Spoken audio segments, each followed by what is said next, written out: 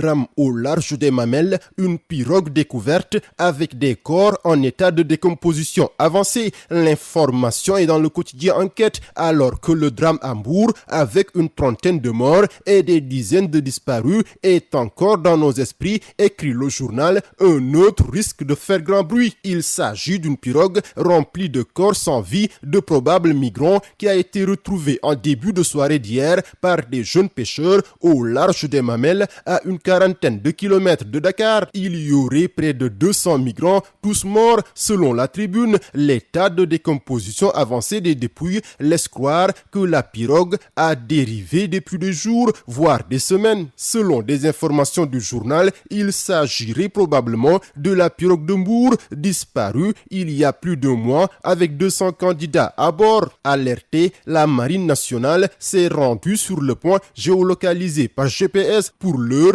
selon le quotidien Enquête, il est prématuré de dire depuis quand ils errent dans l'immensité bleue, le nombre de personnes dans l'embarcation, leur destination et leur lieu de départ. Des questions que seule une enquête demandée par le procureur de la République pourra élucider. Lui est sur le coup d'une enquête pour détournement de deniers publics et blanchiment de capitaux. Lat Diop, ancien directeur général de la LONASE, placé en garde à vue. C'est dans le quotidien LAS. Convoqué samedi par les limiers de la DIC sur ordre du procureur du pôle judiciaire financier, l'ancien ministre sous Macky Sall et directeur général de la LONASE a été entendu pendant plusieurs heures. Tard dans la nuit, à la fin de son audition, les hommes du commissaire divisionnaire et Elhadj Beitir-Sene, le tout nouveau patron de la DIC, lui ont notifié sa garde à vue. Ils lui reprochent des faits de blanchiment de capitaux et de détournement de deniers publics. Selon des sources de l'enquête quotidien, Lat Diop est convoqué en raison d'accusations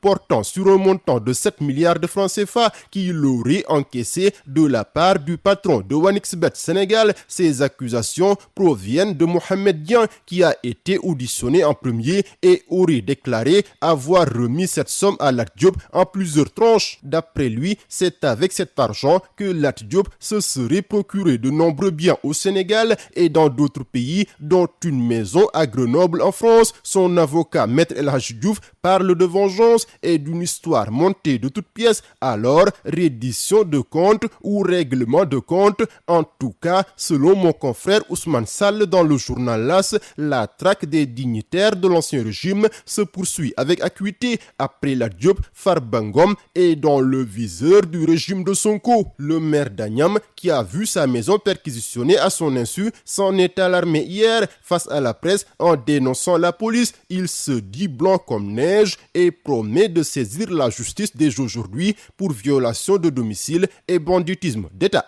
Et banditisme d'État. Et banditisme d'État. Et banditisme d'État. Et banditisme d'État. Et banditisme d'État. Et banditisme d'État. Et banditisme d'État. Et banditisme d'État. Et banditisme d'État. Et banditisme d'État. Et banditisme d'État.